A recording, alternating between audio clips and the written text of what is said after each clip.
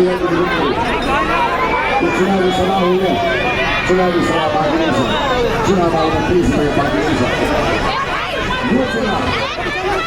अघि बढिसकेको चुनाव होइन यो त मान्छेलाई चिन्ने कुरा होइन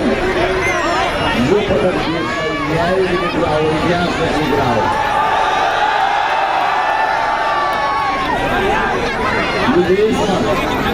संक्रमण गाह्रो परे जनताले यो देशलाई हराएका छन् यसबाट हामीलाई ऐतिहासिक जिम्मेवारी आएको छ यो जिम्मेवारी पुरा गर्न संविधानको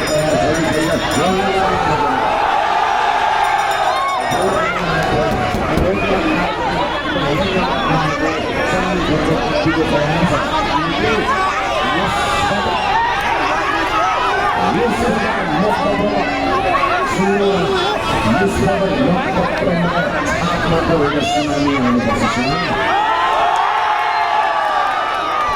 वर्षसम्म यो देशलाई अन्धकारमा राखेर हामीलाई लखेटेकाहरूलाई प्रतिशोध गरेर हिसाब चाहिएको पसिना बगाइरहेको दाजुभाइको बहिनीहरूको भविष्यवादी भएको खेलवाडको सामने उद्योग कल कारखाना बन्द गराएर रोजगारी बन्द गरेको हिसाब माग्ने हो भ्रष्टाचार गरेर फुटाएको अनलाइन एआई भनेको हिसाब माग्ने हो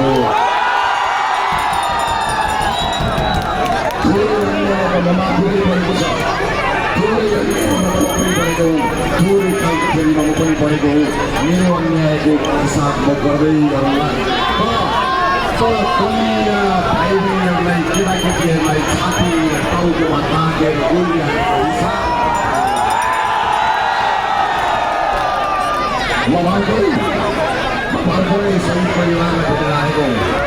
भर्खर मिनीलाई सही परिवारमा भेटेर आएको मैले सही परिवारलाई बाचा गरेको छु मैले बाचा गरेको छु कि तपाईँको छोराछोरीको रगतको एक थोपो खेर जाने दिने छैन त्यो चिन्ता अब तपाईँ हाम्रो त्यो बाचा मैले आफ्नो व्यक्तिगत सोचको विचार मात्र गरेको होइन मलाई विश्वास छ त्यस परिवारले जुन आशा गरेको छौँ त्यो आशाको बलमा तपाईँको बलमा आशा गरिएको हो कि भाइ बहिनीको रगत खेर जाने छैन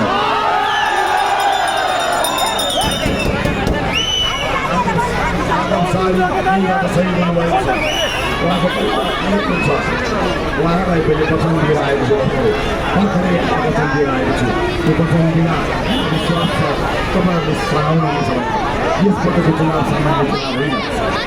यो साधक मेरो बाबुको पार्टी मेरो बाबुको पार्टी म गर्दै दिदीको बाबुको पार्टी मेरो सक्रियता यहाँ छ मेरो निष्क्रियता यहाँ छ यहाँको सदस्य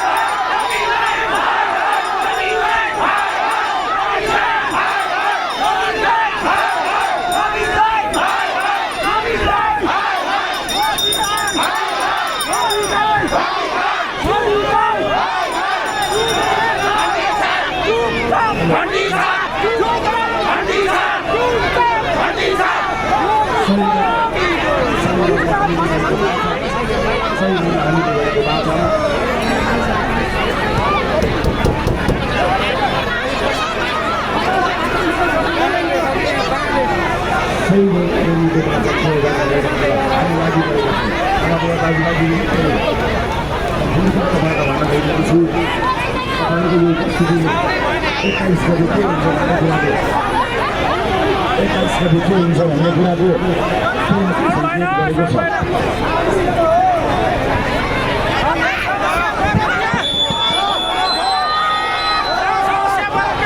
21 गते के हुन्छ भन्ने कुराको सङ्केत गरेको छ यो सङ्केत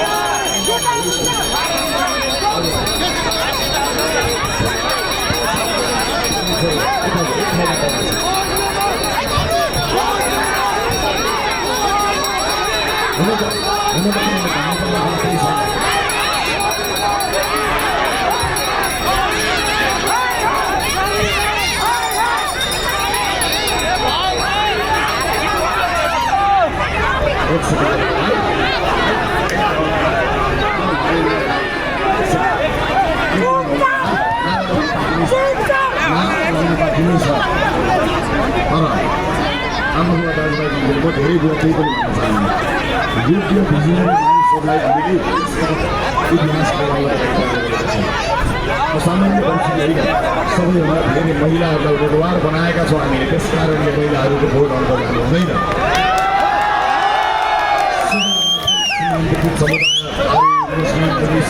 समुदायहरूलाई सबैभन्दा बढी हामीले उम्मेदवार बनाएका छौँ कसैको पनि भोट खेर जानु हुँदैन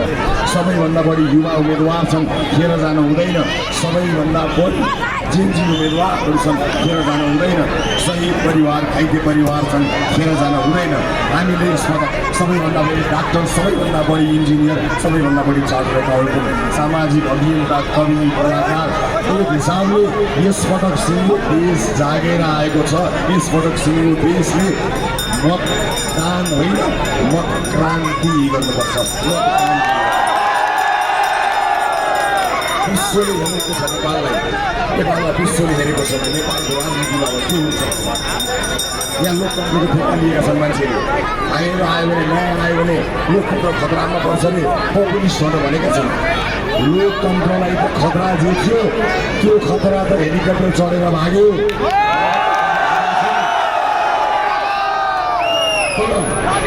तर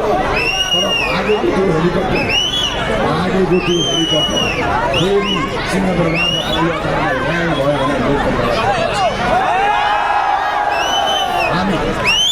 हामी लोकतन्त्र जनताले ल्याएको यो परिवर्तनलाई जोगाउनको लागि लागि परेका छौँ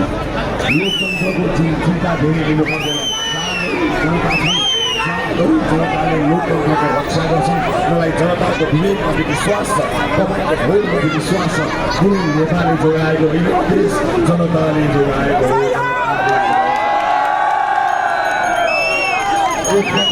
म एकपटक राष्ट्रमा भइसकेको सबैलाई जिन्दगी भइरहेको होस् भन्ने 5 वर्ष स्थायी सरकार दिनुहोस् 5 वर्षको स्थायी सरकारले काम गर्न सकिन भने सबभन्दा पहिला राष्ट्रको समस्या च्याप्नु होला सबभन्दा पहिला एउटा योग्य उम्मेदवार हरि विशाललाई तपाईँहरू समक्ष राष्ट्रपालले प्रस्तुत गरेको छ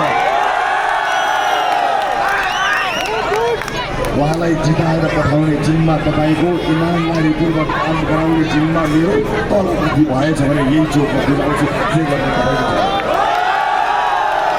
तपाईँको देशको भविष्यमाथि खेलवाड गर्न हामी दिँदैनौँ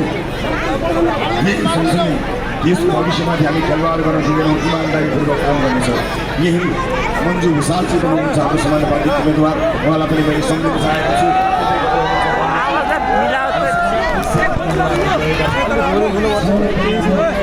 अप्ठ्यारोमा पर्दा यो विद्युतीय चलेका भाइ बहिनी जस्तै छन्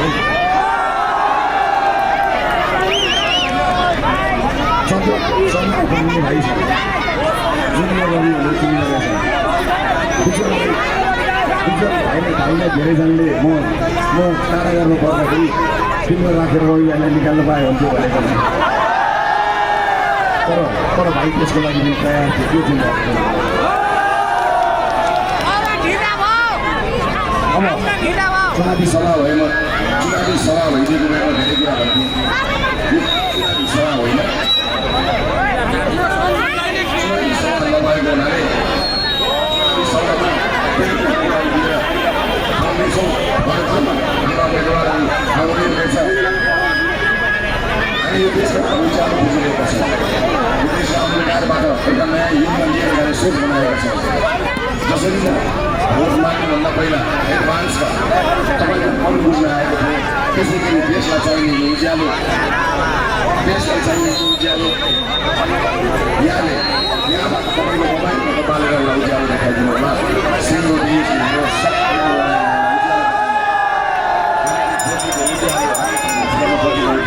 सबैको मोबाइलभित्रबाट बत्ती बाल्न